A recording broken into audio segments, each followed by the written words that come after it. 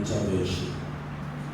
So the natural question to ask is, and that's the way I normally tell my students, your unit of analysis must be first of all be defined. So I want to start by defining them according to meta. So who is a journalist? A journalist is a professional who gathers, processes,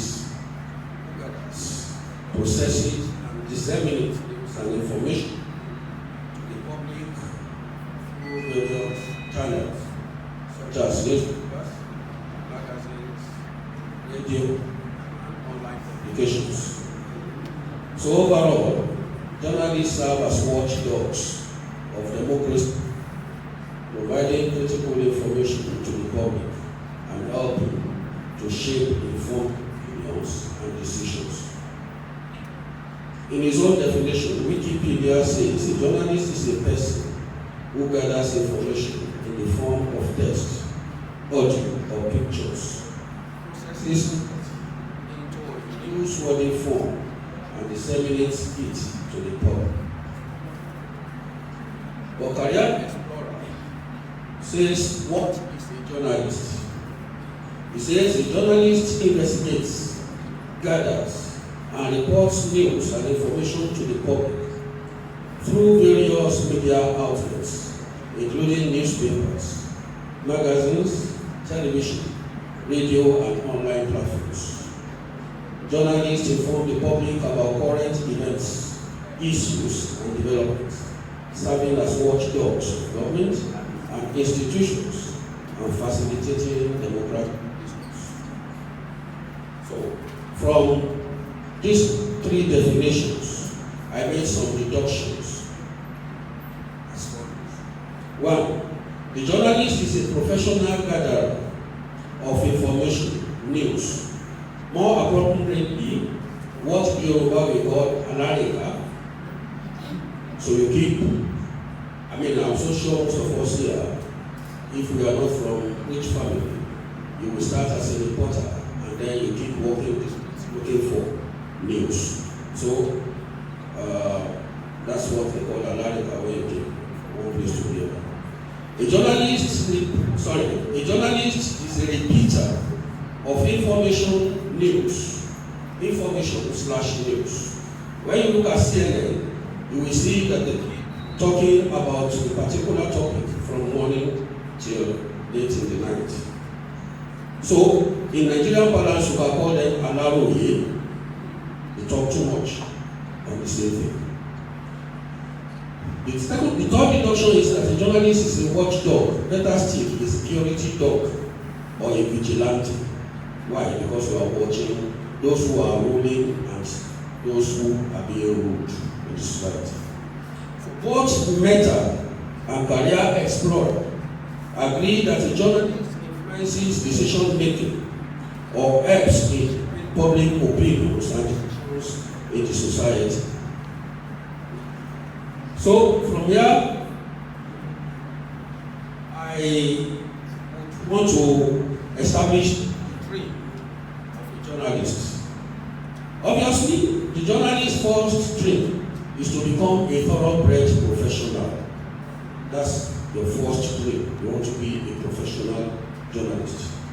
2, he also wants to be an influential and famous professional that can help in molding opinions and influencing government decisions or policies. So when you start as a journalist, you want to make a name. You want to be among those who will be shaping public opinions and possibly policies of government by writing maybe through your column. Well, I know Femi was a columnist. Most of us here, we have written columns. So one way or the other, we shape and influence policies. We write our columns.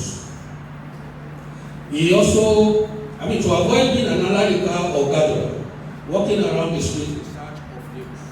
He dreams of becoming famous and reputable, so that he does not have to walk the streets before he gets his information or news.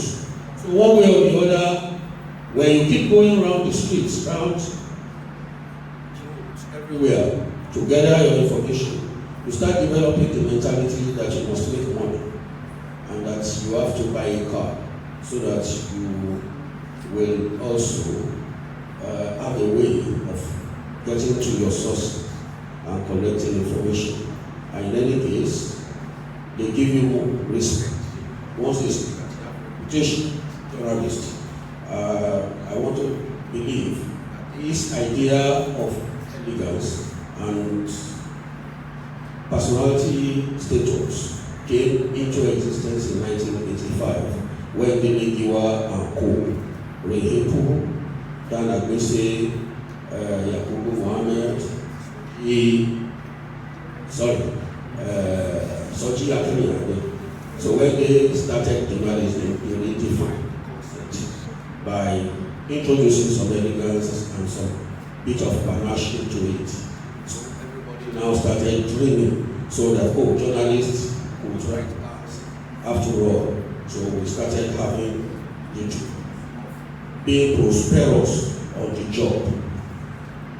The first was trying to be a professional, and then next you want to be an influential person in society, and now you are thinking of prosperity. Number 4, gradually he dreams of becoming a successful and wealthy journalist who does not talk too much, does not be a narrow. He wants to talk less. He wants to be a big man, and big men don't talk much.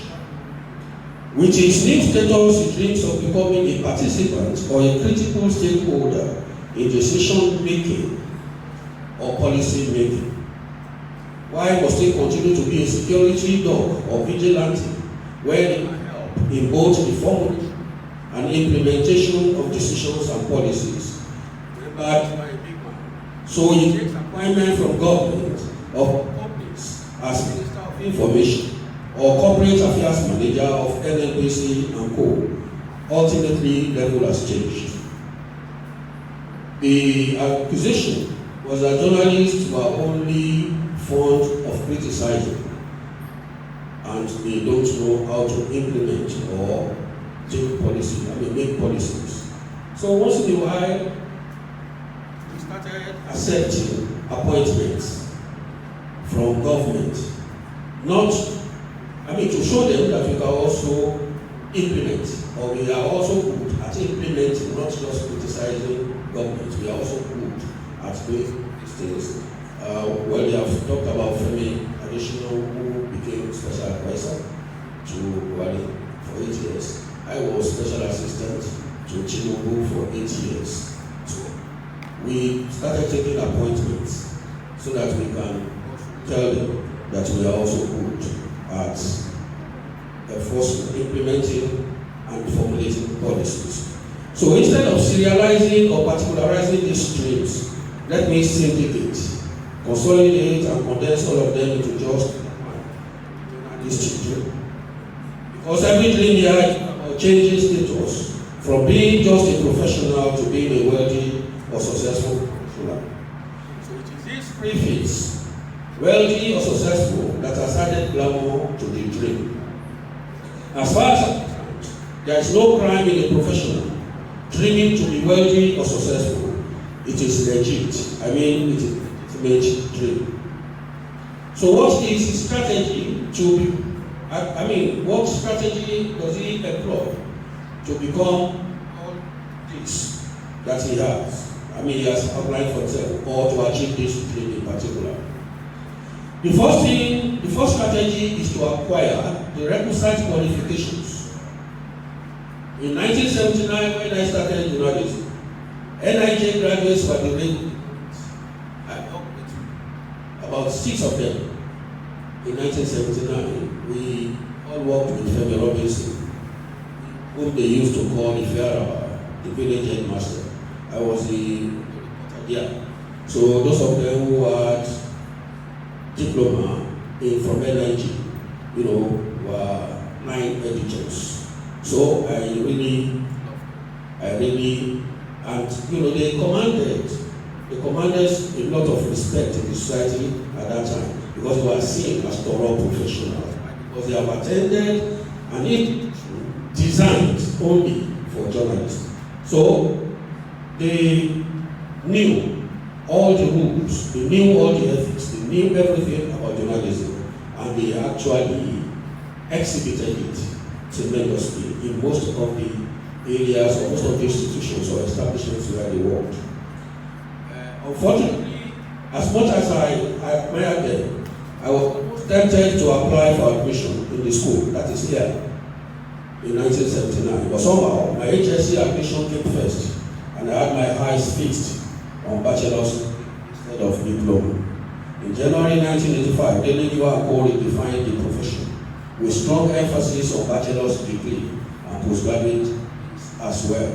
So everything changed. It's no more institution where you work with where you work with school set, where you work with HSC, where you work with diploma. So now you have to have your degree, either in English, mass communication, and so many other degrees that are relevant. Now there was also the coming of Newswatch, Dele Omojuyigbe and Co. also gave us the idea that our dress code was changed. Those days we used to wear rubber slippers or sandals and everything. When Dele Omojuyigbe and Co. came, we started dressing with class. They were wearing suits all over and shoes. Those days we never felt that shoes were comfortable for them to be wearing shoes around conference centers or conference places, here and there. And then again in the newsroom, things changed. They introduced so many elegant things, but in those days, in places like Daily Times and some of these old establishments, Nigeria and Co., you will see journalists eating cola nuts and bitter cola, and all sorts of things. But they changed that kind of orientation by creating lunch. They had a restaurant or a canteen in their own office there, where you could eat, you sit down, and then you eat comfortably, instead of just going across by Gogoro and the bar as we were in the times. Then, sometimes you can be knocked down because you wanted to buy granules across the road. So they established canteen inside their own office, and it was fine. It was beautiful. So reporters love working there. A lot of them. We now moved from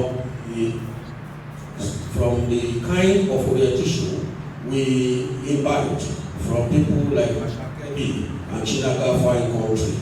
Those were people we loved. Some of us came into journalism because of these people. Fantastic writers, particularly Mashakeli. He was a columnist with Daily Times. He wrote well. He did everything. But we never looked at that.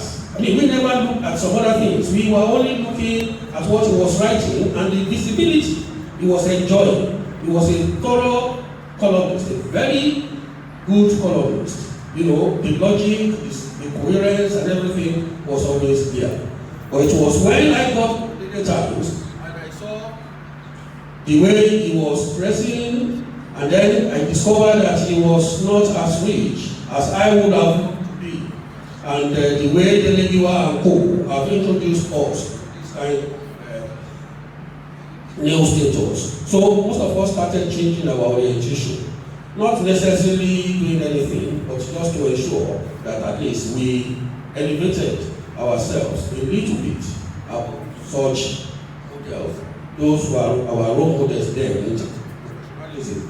But at the end of the day, we started a new dream in 1985. We started having a new dream in 1985. So this new dream conflicted with their own kind of orientation, and we chose to go with Dele Omojuyigbe and Co.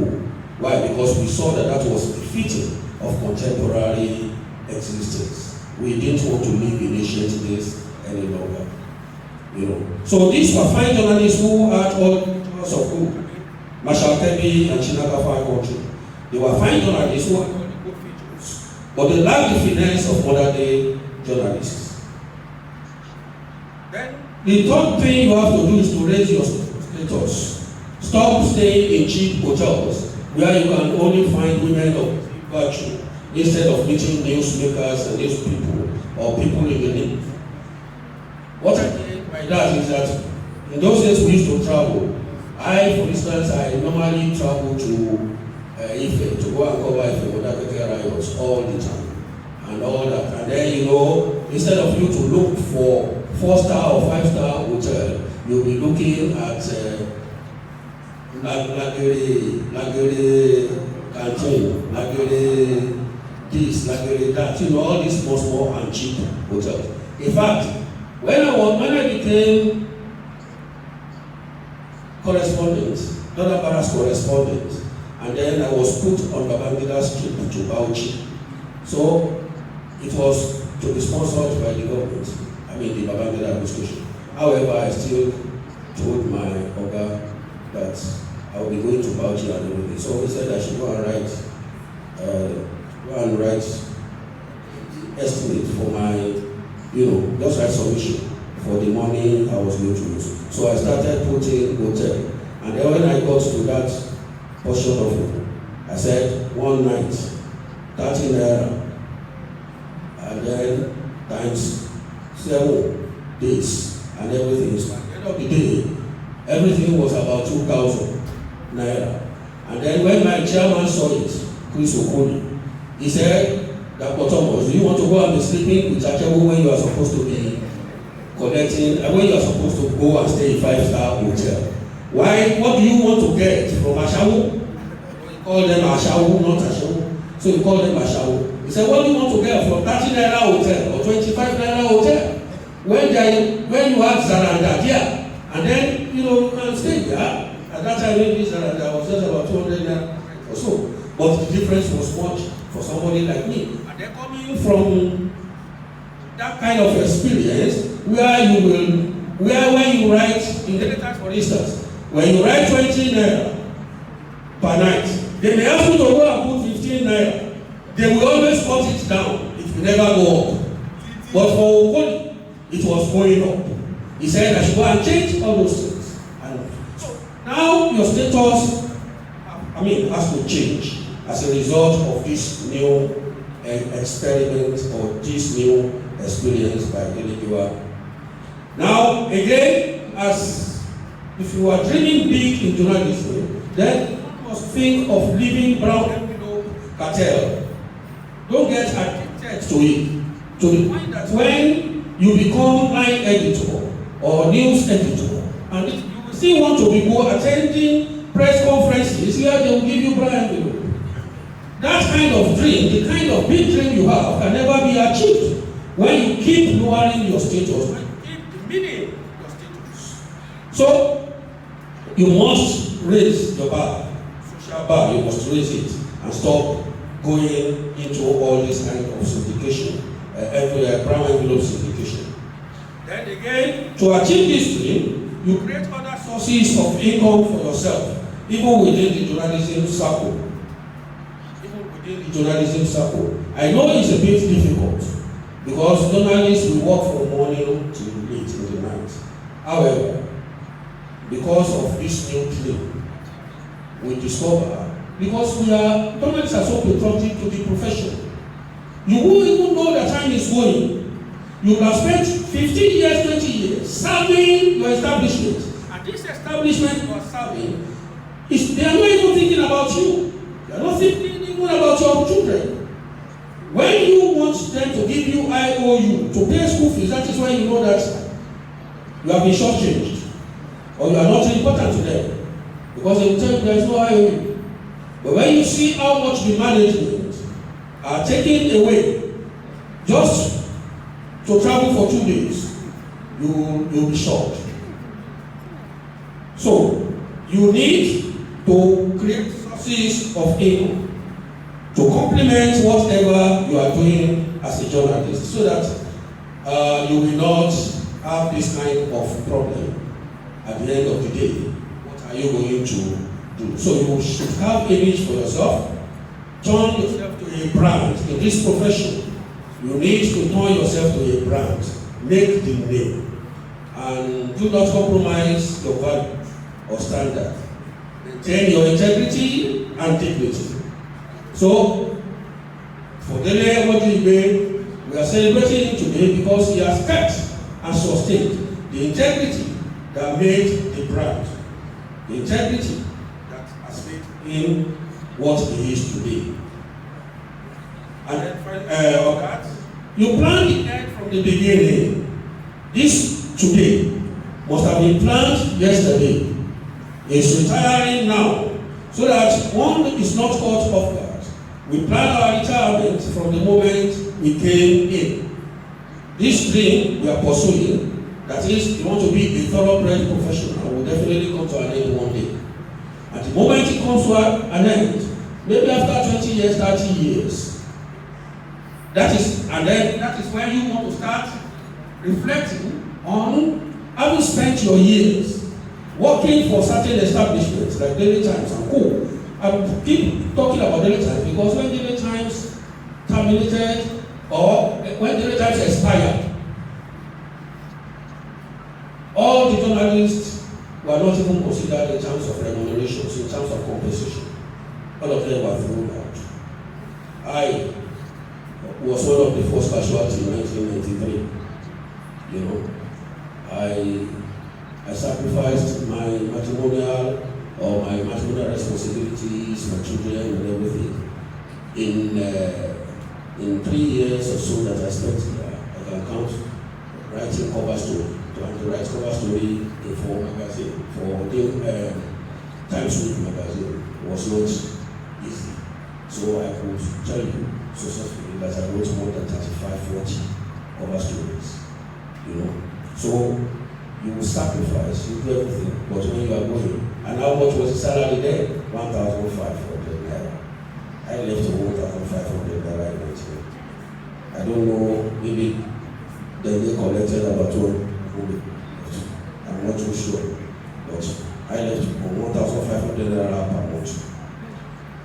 So this retirement ought to have been so that it does not have to go there. Now, the question: has Dele's dream in journalism come to an end? So let us discuss the journalist's vanishing dream. 1. The journalist's vanishing dream, please note, it is vanishing dream, not vanished dream.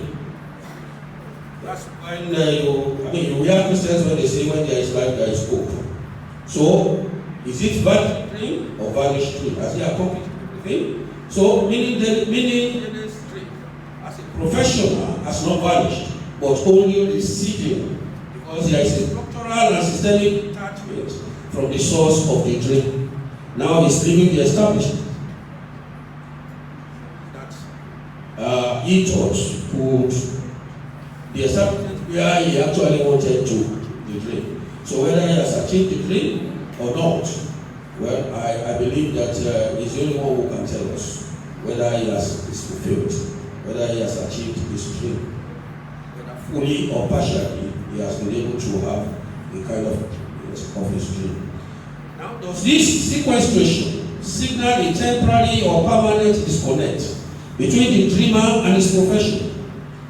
So, as his dream comes to an end, despite the fact that, simply because he's disconnecting from NIG, as this dream comes to an end, that will be answered if you can correctly assert that a journalist can never retire for as long as he can still write.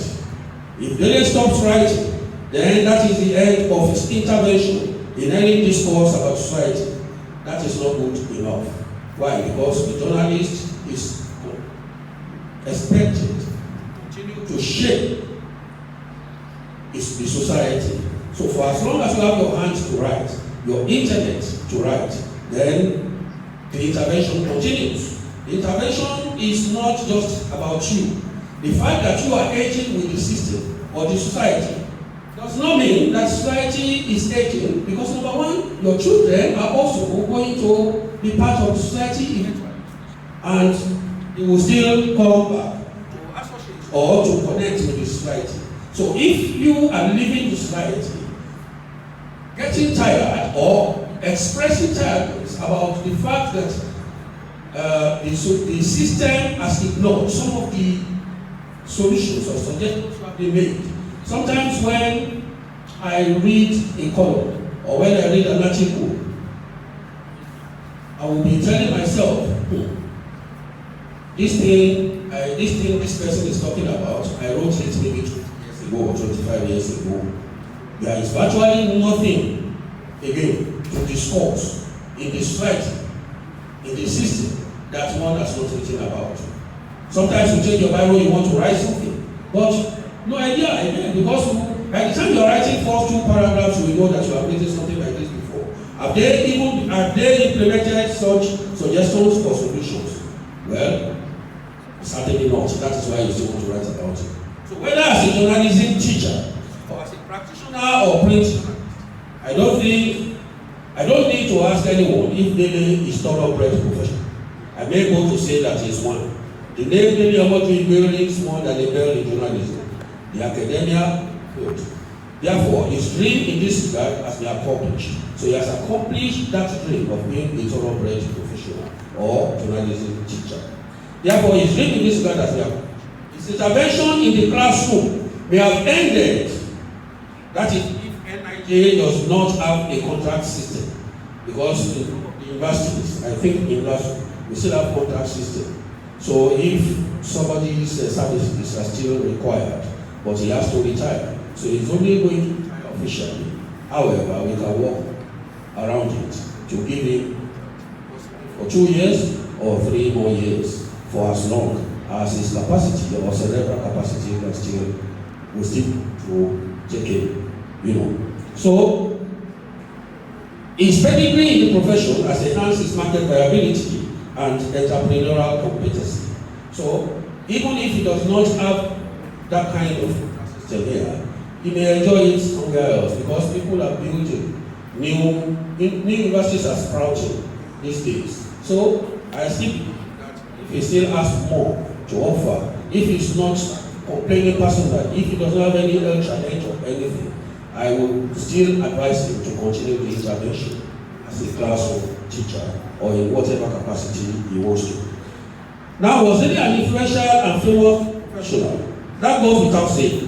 He was not just a teacher of journalism. He played a very critical role in shaping academic direction of journalism with his valuable input in curriculum design and pedagogical methodology. He has come to an end. Has he come to an end? Sorry.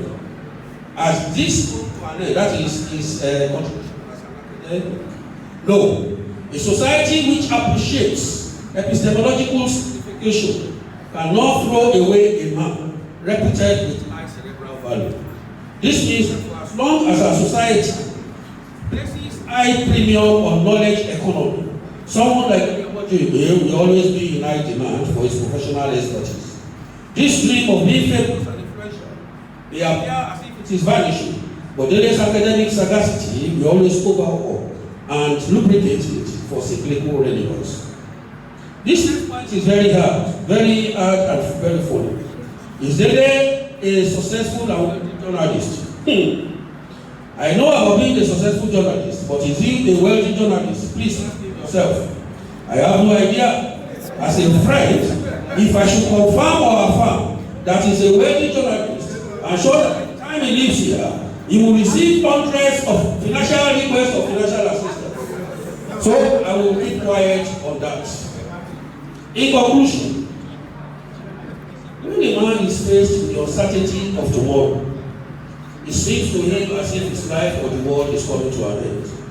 He reflects on his past, thinking of his childhood or boyhood dream, ruminating on what he has done with his life in respect of his dream for fame and growth.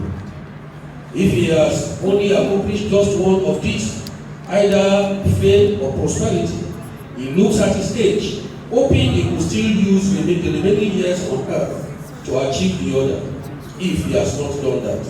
But what he encounters is a sagging physicality and aging bone structure, which limits his energy and vitality. What then does he do at this critical time? Honestly, he can still do something. but definitely not everything, as he has done in the past. That something is what represents the vanishing dream. He needs to act decisively and quickly before everything vanishes completely, and no amount of intervention by friends and family members can remedy what the past has failed to avail him. Thank you for listening. God bless you.